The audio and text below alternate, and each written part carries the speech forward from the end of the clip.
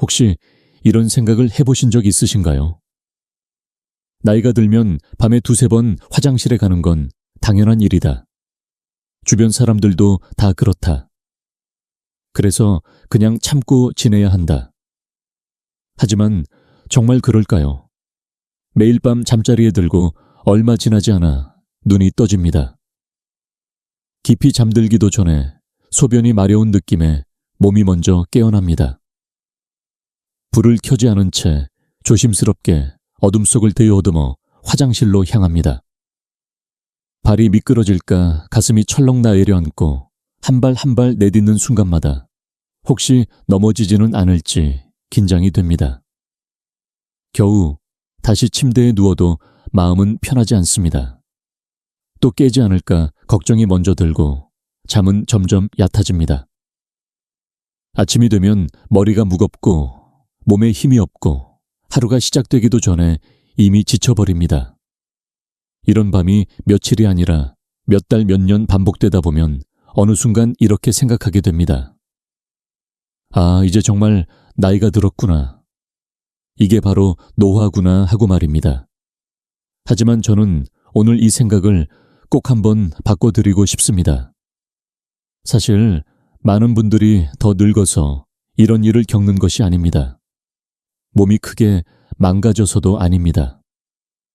대부분은 오랫동안 아무 의심 없이 반복해온 생활 습관이 밤의 몸 리듬과 어긋나버린 결과일 뿐입니다. 방법을 몰라서 계속 참고 지내셨을 뿐이지요.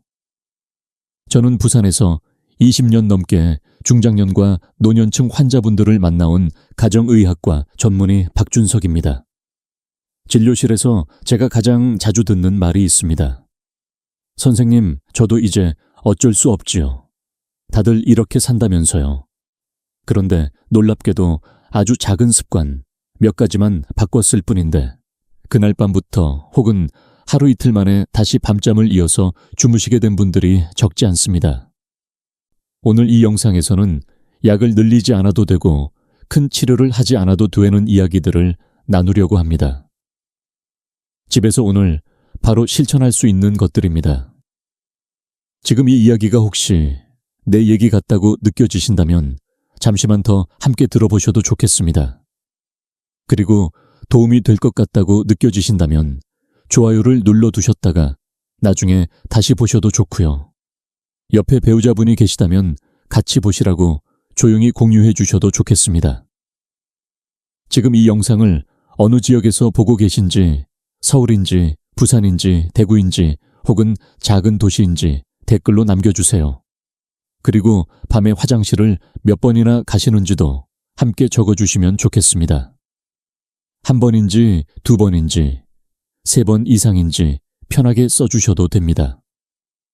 같은 고민을 가진 분들에게 큰 공감이 될 수 있고 저에게도 다음 이야기를 준비하는데 큰 도움이 됩니다. 많은 분들이 밤에 자주 화장실에 가기 시작하면 가장 먼저 걱정하는 것이 있습니다. 혹시 신장이 안 좋아진 건 아닐까? 혹시 큰 병의 신호는 아닐까 하는 생각입니다. 또 어떤 분들은 남자라면 나이가 들면 전립선 때문이라고 단정해버리기도 합니다.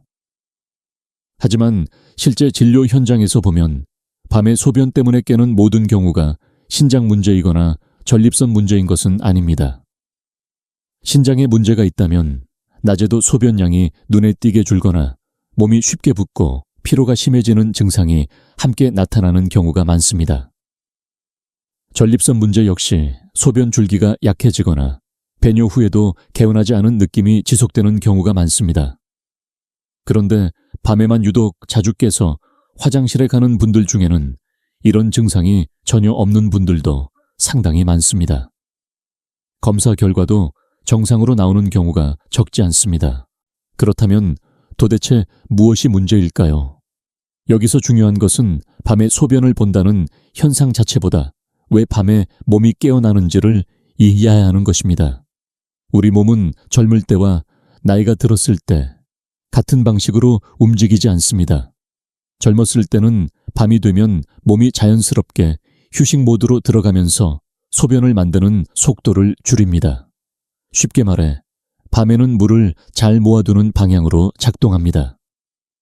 그래서 낮에 물을 조금 많이 마셔도 밤에는 깊이 잠들 수 있었습니다. 하지만 나이가 들면서 이 조절 능력이 서서히 약해집니다. 밤과 낮을 구분하던 몸의 리듬이 예전만큼 정확하지 않게 됩니다.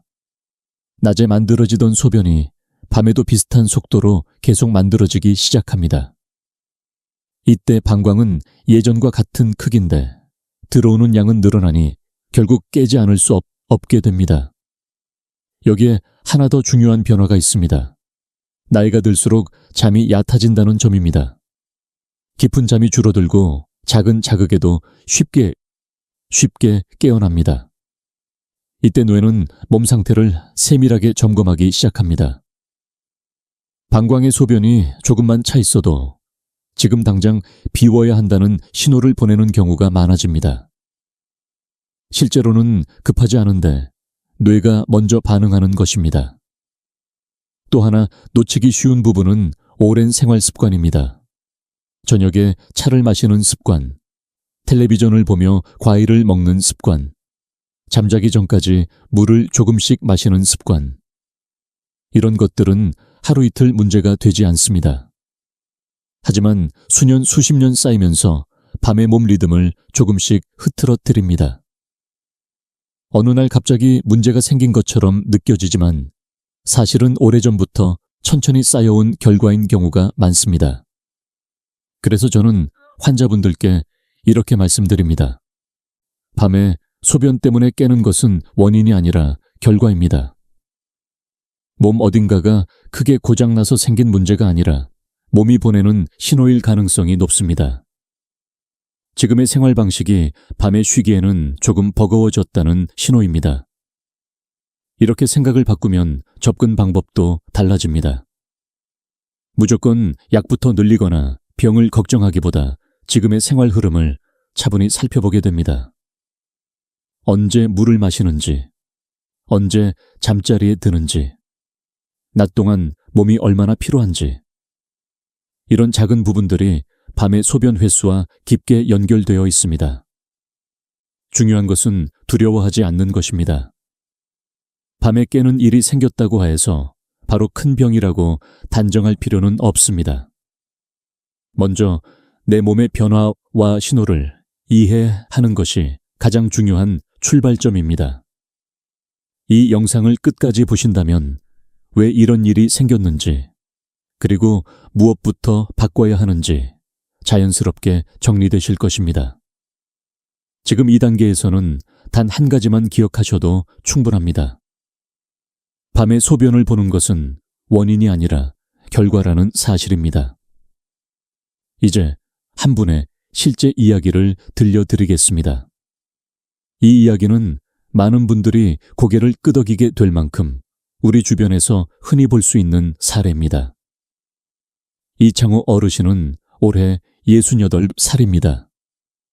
인천에서 평생을 살아오셨고 젊은 시절부터 수십 년 동안 시내버스 운전기사로 일하셨습니다.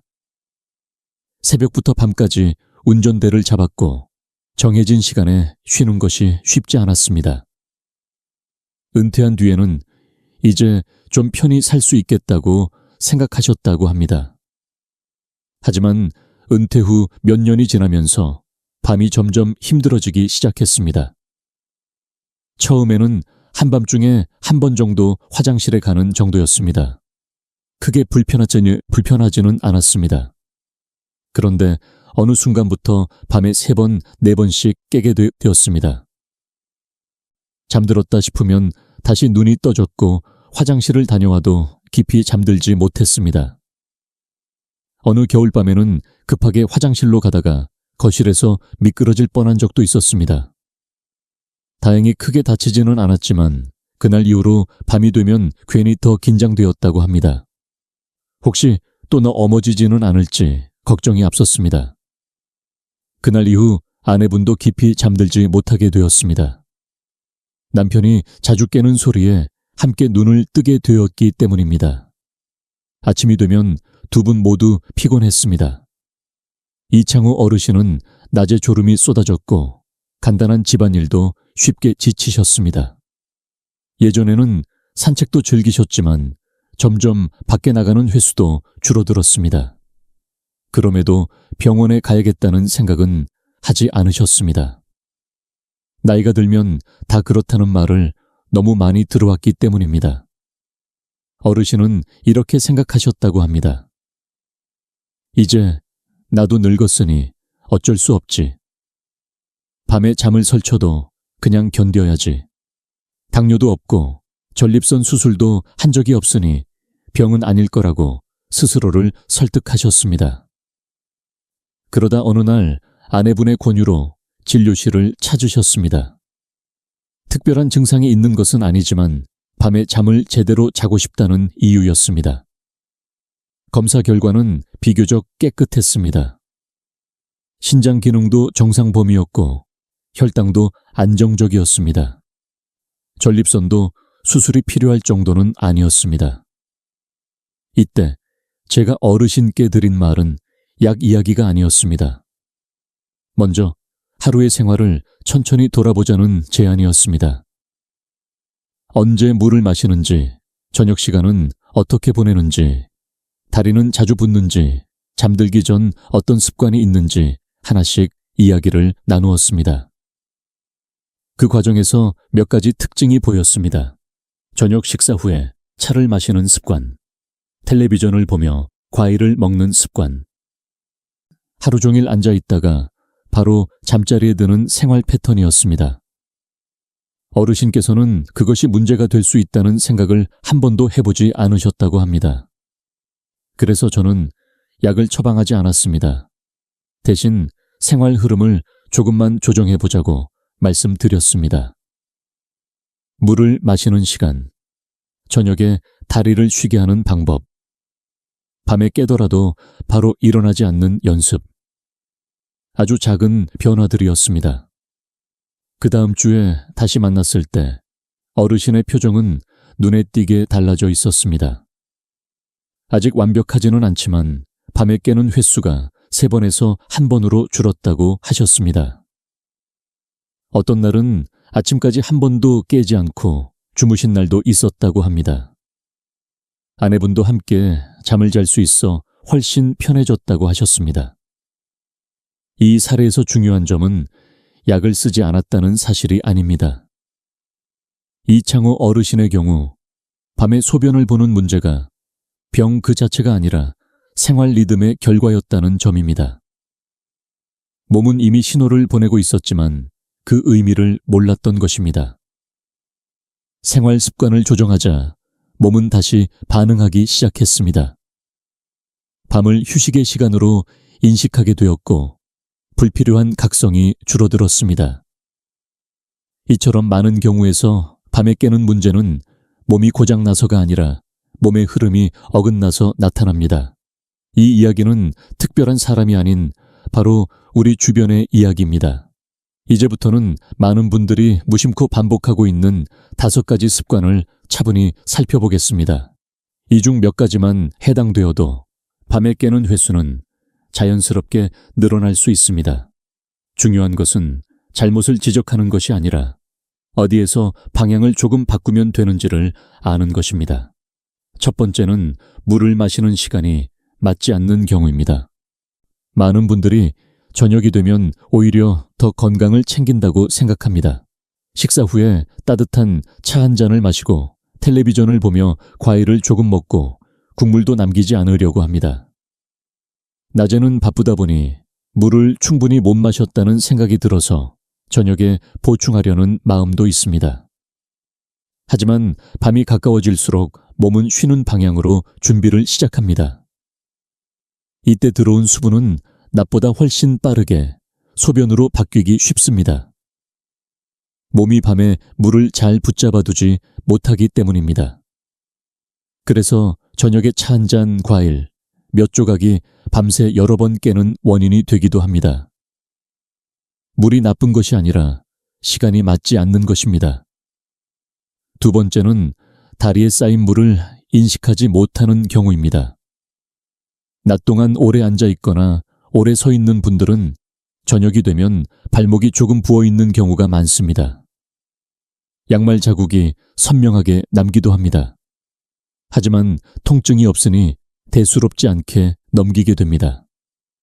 이렇게 다리에 모인 체액은 밤에 누우면 다시 몸 위쪽으로 올라옵니다. 심장은 갑자기 늘어난 체액을 처리해야 한다고 느끼고 소변을 만들어 내보내려 합니다.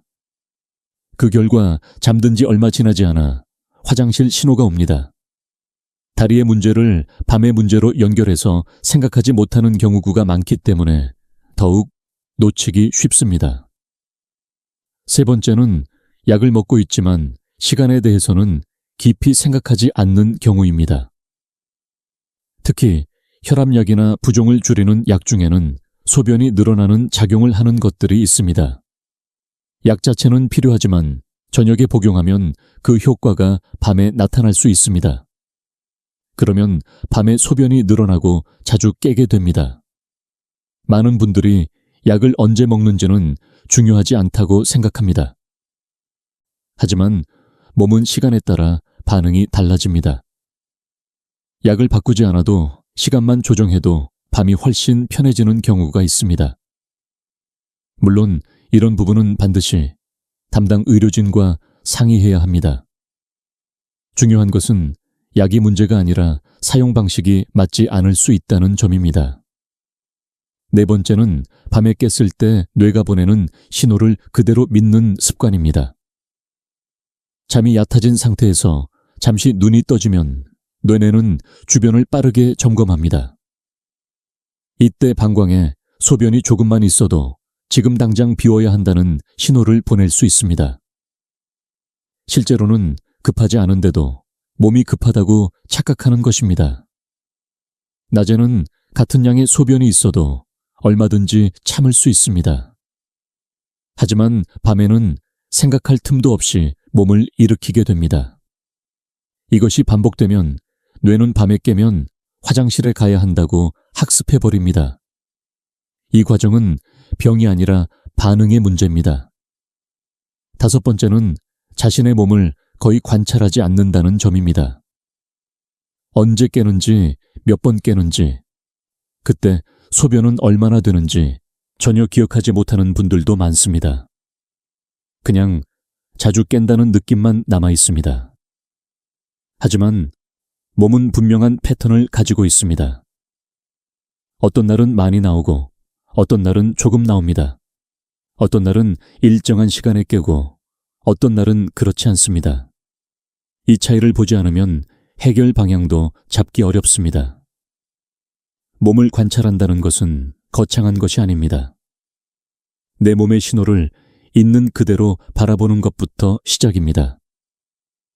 이 5가지 습관은 하나하나 보면 사소해 보일 수 있습니다. 하지만 함께 작용하면 밤의 흐름을 완전히 바꿔놓습니다. 중요한 것은 지금까지 이렇게 살아왔다는 사실이 문제가 아니라 이제부터는 다르게 선택할 수 있다는 점입니다. 몸은 생각보다 솔직합니다. 환경이 바뀌면 반응도 바뀝니다. 다음 부분에서는 이 5가지를 어떻게 현실적으로 조정할 수 있는지 하루의 흐름 속에서 구체적으로 살펴보겠습니다. 이제부터는 오늘 바로 시작할 수 있는 하루의 흐름을 함께 살펴보겠습니다. 복잡하지 않습니다. 약을 새로 살 필요도 없고 힘든 운동을 할 필요도 없습니다. 중요한 것은 하루의 리듬을 조금만 정리하는 것입니다. 이 흐름을 며칠만 유지해도 몸은 생각보다 빠르게 반응하기 시작합니다. 먼저 아침입니다.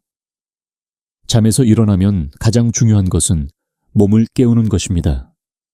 이때는 물을 충분히 마셔도 괜찮습니다. 밤동안 몸은 수분을 거의 섭취하지 않았기 때문에 아침의 물은 몸의 균형을 회복하는 데 도움이 됩니다. 목이 마르면 한 컵을 마시고 조금 뒤에 다시 한 컵을 마셔도 괜찮습니다. 이 시간에는 화장실을 자주 가더라도 부담을 느낄 필요가 없습니다. 낮 동안의 소변은 몸에 큰 스트레스를 주지 않습니다. 아침 식사도 평소처럼 하시면 됩니다. 이때는 수분을 제한하려고 애쓰지 않아도 됩니다. 오전과 점심시간도 마찬가지입니다. 활동을 하면서 땀을 흘리거나 몸을 쓰게 되면 자연스럽게 수분이 필요해집니다. 이때 물을 참지 않는 것이 오히려 중요합니다. 낮에 충분히 마셔야 저녁에 무리하게 마시지 않게 됩니다. 점심 식사 때 국이나 찌개를 드셔도 괜찮습니다. 과일 역시 이 시간대에는 크게 문제가 되지 않습니다. 몸이 깨어있는 시간에는 수분을 처리할 여유가 있습니다. 오후로 접어들면서부터는 조금씩 방향을 바꾸기 시작합니다.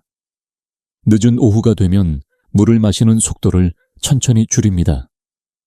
갑자기 끊는 것이 아니라 양을 조절하는 느낌입니다. 목이 마르면 한 모금씩만 마시고 습관처럼 컵을 비우지 않도록 합니다. 이 시간에는 몸이 밤을 준비하도록 도와주는 단계라고 생각하시면 됩니다. 저녁이 되면 준비가 더 중요해집니다. 저녁 식사는 평소보다 조금 가볍게 하시는 것이 좋습니다. 국물은 많이 남기지 않으려고 애쓸 필요는 없습니다. 다만 이전처럼 습관적으로 마시지 않는 것이 중요합니다. 식사 후에 차를 마시던 분들은 이 시간을 다른 습관으로 바꿔보시길 권합니다. 따뜻한 음악을 듣거나 가벼운 스트레칭을 하는 것도 좋습니다. 이때 과일은 다음 날로 미루는 것이 밤을 위해 도움이 됩니다. 잠자리에 들기 전에는 몸을 정리하는 시간이 필요합니다. 낮 동안 움직이느라 수고한 다리를 쉬게 해주는 것이 좋습니다. 소파나 침대에 누워 다리를 편안하게 두고 몸을 이완합니다. 이렇게 하면 낮 동안 아래쪽에 머물러 있던 체액이 자연스럽게 이동하게 됩니다. 그 후 화장실을 한번 다녀온 뒤 잠자리에 들면 마음도 훨씬 편해집니다. 밤중에 잠에서 깨는 일이 생기더라도 당황할 필요는 없습니다. 눈을 떴다고 해서 바로 일어나지 않아도 됩니다. 잠시 숨을 고르고 몸의 느낌을 가만히 살펴봅니다. 정말로 당장 화장실이 필요한지 아니면 잠이 얕아져서 깬 것인지 구분해 보려는 태도가 중요합니다. 조금 기다리면 다시 잠이 드는 경우도 많습니다.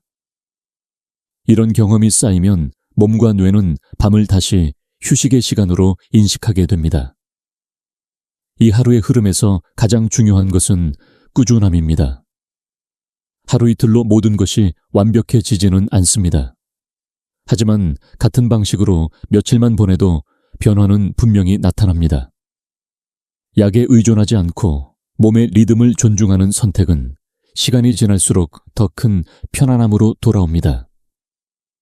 지금 이 흐름을 오늘 하루만이라도 그대로 따라 해보시길 권합니다. 몸은 이미 준비되어 있습니다.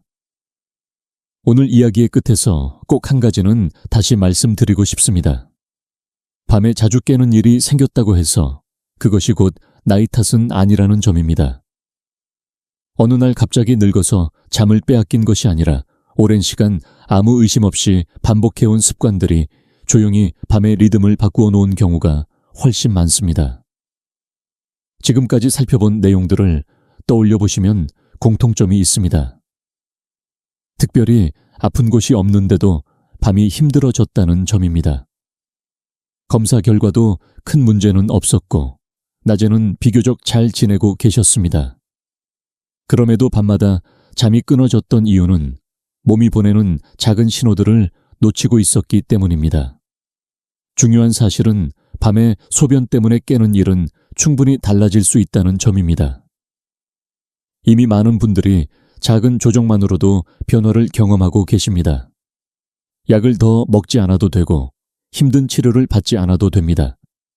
대신 내 몸이 언제 쉬고 싶어 하는지, 언제 부담을 느끼는지를 조금 더 귀 기울여 바라보는 것이 필요합니다. 몸은 생각보다 정직합니다. 환경이 바뀌면 반응도 바뀝니다. 밤이 다시 조용해지면 아침도 달라집니다. 머리가 맑아지고 몸이 가벼워집니다. 낮의 웃을 여유가 생기고 가족과의 시간도 한결 편안해집니다. 밤의 질은 하루 전체의 질과 이어져 있습니다. 완벽한 하루를 만들 필요는 없습니다. 오늘 하루만이라도 한 가지를 바꿔보는 것으로 충분합니다. 물을 마시는 시간을 조정해보고 잠자기 전 몸을 조금 더 쉬게 해주고 밤에 깨더라도 서두르지 않는 선택을 해보는 것부터 시작해보시길 바랍니다. 이 작은 선택들이 쌓여 다시 깊은 밤을 만들어줍니다. 저는 진료실에서 많은 분들이 이렇게 말씀하시는 순간을 보았습니다. 선생님, 요즘은 아침에 눈 뜨는 게 덜 힘들어요. 이 말 한마디가 밤이 바뀌었다는 가장 확실한 증거입니다. 깊이 잠든 밤은 심장에도 뇌에도 그리고 함께 사는 가족에게도 큰 선물이 됩니다. 오늘 영상이 조금이라도 도움이 되셨다면 아래 댓글에 잘 자요 라는 말 한마디를 남겨주셔도 좋겠습니다. 서로를 응원하는 작은 인사가 될 수 있고 같은 고민을 가진 분들에게도 따뜻한 위로가 됩니다. 오늘 밤은 조금 더 편안하시기를 진심으로 바라며 여기까지 함께 해주셔서 감사합니다.